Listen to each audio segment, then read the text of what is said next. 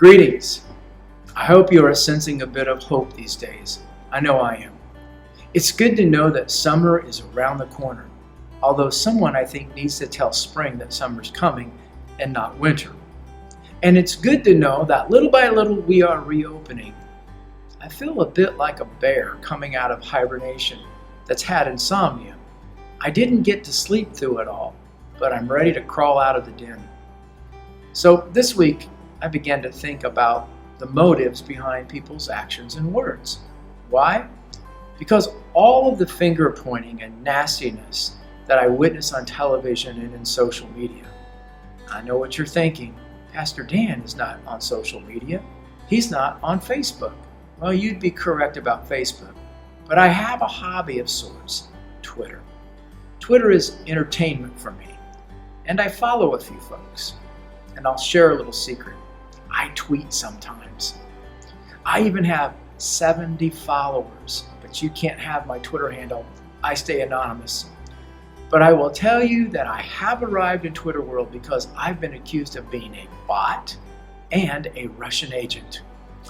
When you get trolled, you've arrived in Twitter world. That's a lot of Twitter jargon to throw at you all at once, and I'm just learning about all the jargon. In fact, I'm not even certain that what I just said is correct, but it sure sounds good. But back to my point.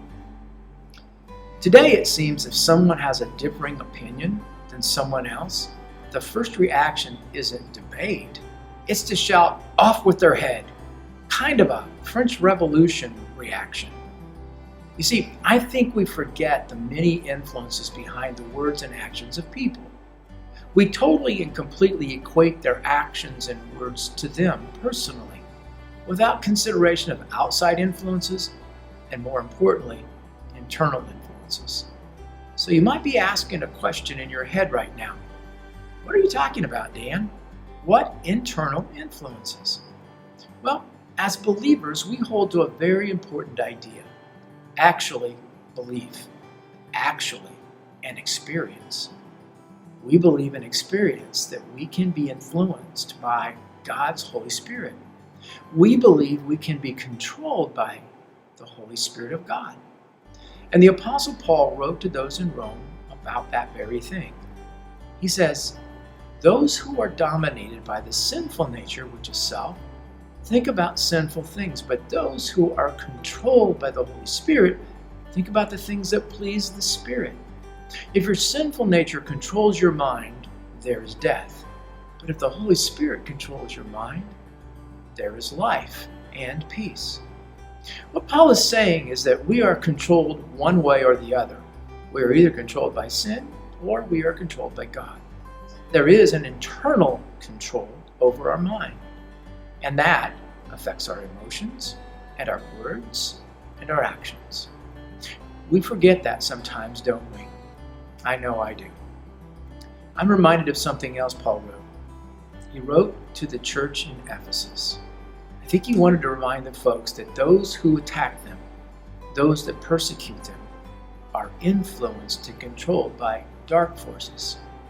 It's like Luke Skywalker looking at Darth Vader and realizing that it's not Darth Vader who is evil, it's the dark side in him that is evil. It changes your perspective about the person. You don't see the person as evil, you see the evil that controls the person. Why is that important? If the person was evil, off with their head. That might be a totally appropriate response. But if evil within them is in control, then redemption is possible and becomes the cause for hope. Change influencers, and you have a new person. This is why Paul writes, be strong with the Lord's mighty power. Put on all of God's armor so that you will be able to stand firm against all strategies and tricks of the devil. For we are not fighting against people made of flesh and blood, but against the evil rulers and authorities of the unseen world, against those mighty powers of darkness who rule this world, and against wicked spirits in the heavenly realms. Paul is saying that the evil of people is the evil within, the influence that the devil uses on our own selfishness.